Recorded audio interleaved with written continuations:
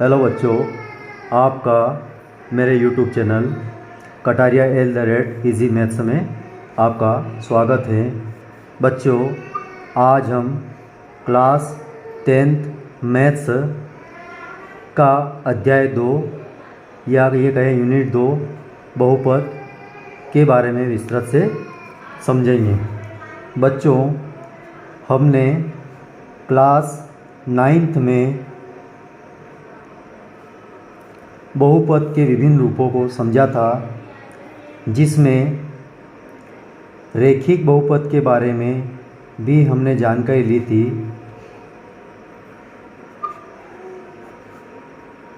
जो कि px बराबर ax प्लस b के रूप में था।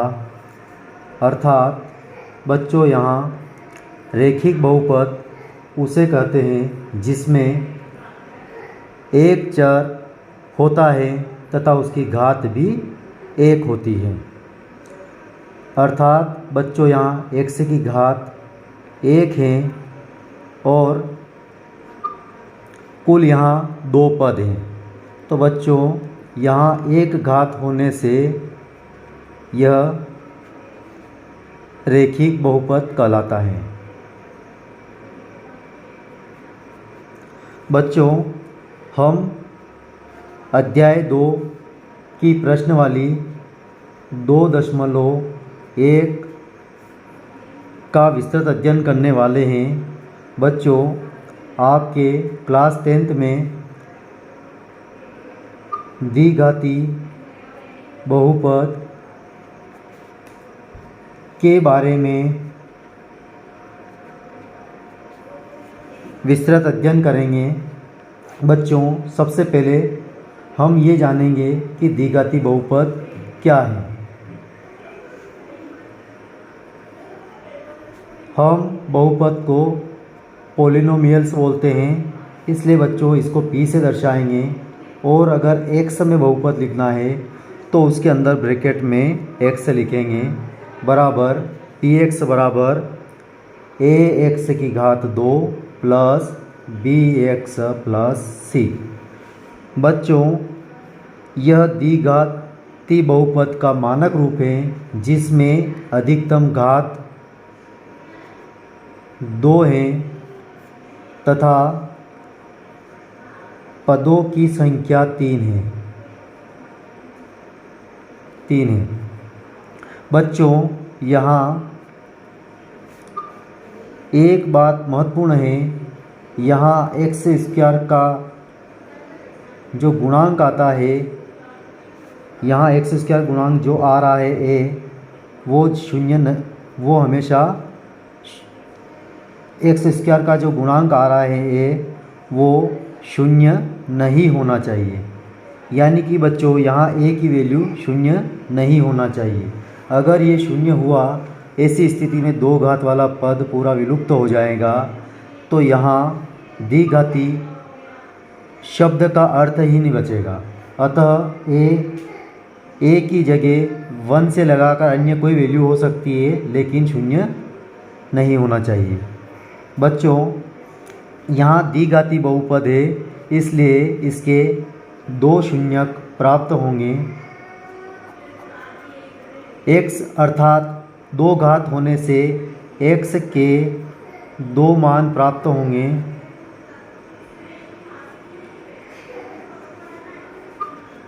x के 2 मान प्राप्त होंगे, उसमें से पहले मान को हम अल्फ़ा कहेंगे, दूसरे मान को हम बीटा कहेंगे। ये अल्फ़ा और बीटा यहाँ शून्यक कहलाते हैं। बच्चों, यहाँ अल्फ़ा और बीटा के लिए 2 सूत्र बनते हैं जो बहुत ही आसान है। पहला बनता है शून्यकों का योगफल, जिसे हम अल्फ़ा धन बीटा से दर्शाते हैं और उसे लिखते हैं अल्फ़ा धन बीटा बराबर माइनस का b/a। बच्चों, यहाँ माइनस सूत्र में आएगा, फिक्स है -1 है तो, और b जो है बच्चों यहाँ ऊपर जो 3 पद लिखे थे हमने, इसमें x स्क्वायर का गुणांक है, सॉरी बच्चों x का गुणांक है। इसी प्रकार a जो है बच्चों यहाँ ऊपर जो बहुपद लिखा था x स्क्वायर का गुणांक है। इसी प्रकार एक अन्य सूत्र बनेगा अल्फ़ा इंटू बीटा बराबर c बटा a। बच्चों यहाँ c को हम अचर पद बोलते हैं, यानी कि c वाला पद अचर पद कहलाएगा और बटे में a वही x स्क्वायर का गुणांक जो हमने अल्फ़ा धन बीटा के सूत्र में बटे में a का जो मान लिखा था x स्क्वायर का गुणांक। बच्चों इन दो सूत्रों से हम अल्फ़ा धन बीटा और अल्फ़ा इंटू बीटा ज्ञात कर सकते हैं। अब बच्चों हम प्रश्न वाली 2.2 का प्रश्न क्रमांक पहले का प्रश्न पहला x square minus 2x minus 8 को हल करेंगे। बच्चों इस प्रश्न में आपको द्विघाती बहुपद के शून्य ज्ञात करना है तथा शून्य को तथा गुणांकों के बीच में संबंध ज्ञात करना है। तो बच्चों यह सवाल 2 पार्ट में है। हम इसका पहला वाला पार्ट हल करेंगे, पहले शून्य ज्ञात करेंगे। बच्चों शून्य ज्ञात करने के लिए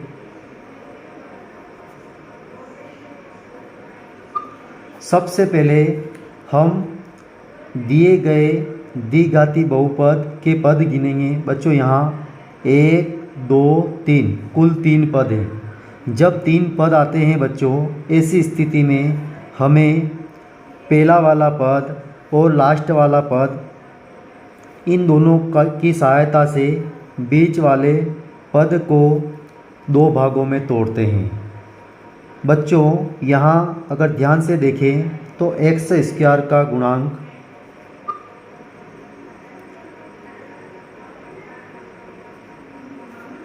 वन है। बच्चों यहाँ कुछ नहीं है, लेकिन कुछ नहीं है ऐसी स्थिति में हम 1 मान के चलेंगे तो x स्क्वायर का गुणांक बराबर 1। इसी प्रकार से बच्चों अचर पद जो आया है उसका मान यहाँ चिन्ह पर ध्यान न देते हुए हमेशा धनात्मक लेंगे 8। अब बच्चों सबसे पहले हम इन दोनों का गुणा करके देखेंगे। 1 का अगर 8 में गुणा करें तो बच्चों 8 प्राप्त होता है। अब हमें 8 को ऐसे 2 भागों में तोड़ना है जिनका गुणा 8 आए तथा उन दोनों संख्याओं को जोड़ो या घटाओ तो ये बीच वाला पद -2 आ जाए। तो बच्चों अगर हम ध्यान से देखें 4 का गुणा अगर हम 2 में कर दें तो 8 प्राप्त हो जाएगा जो कि ऊपर चाहिए हमें।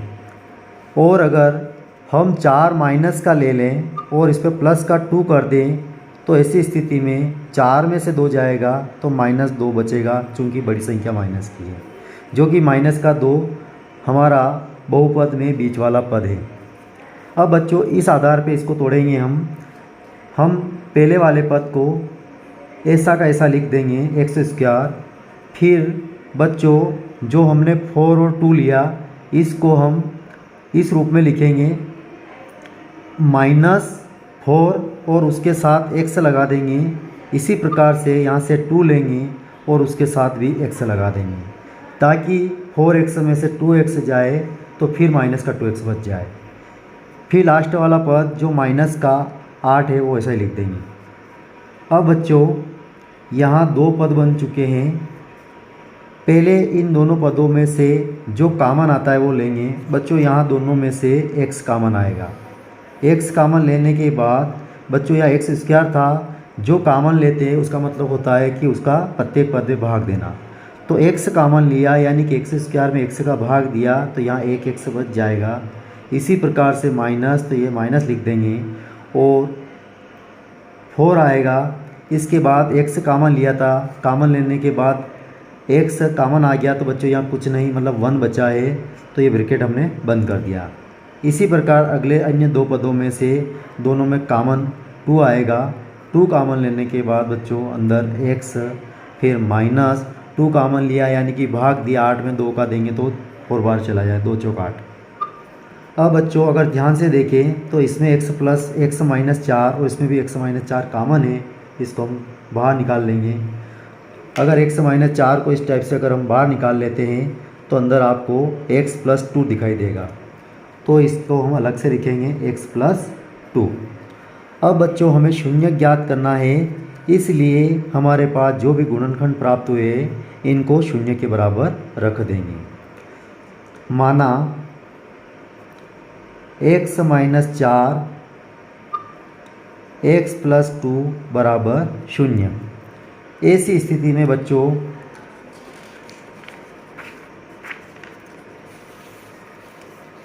पहली कंडीशन में x माइनस 4 बराबर 0 आएगा।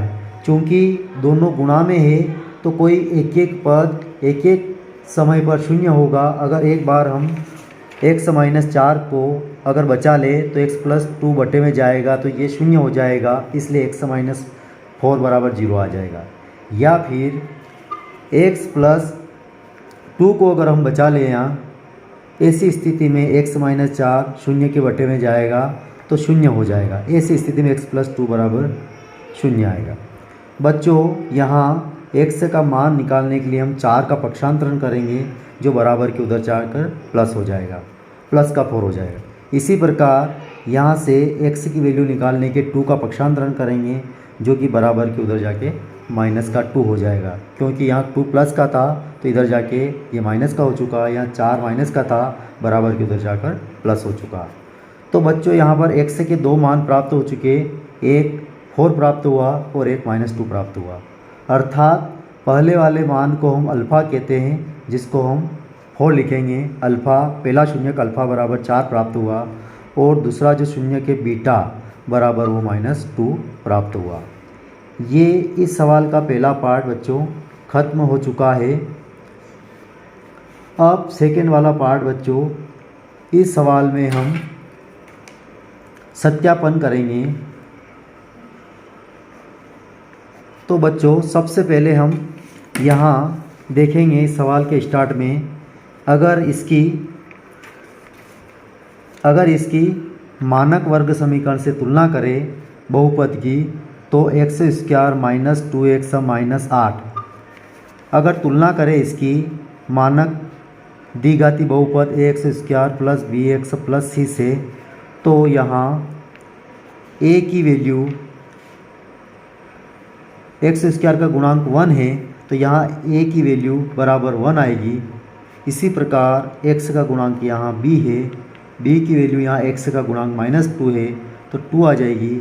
और अचर पद यहाँ c है और यहाँ अचर पद या अचर राशि -8 है, तो c बराबर -8 आएगा।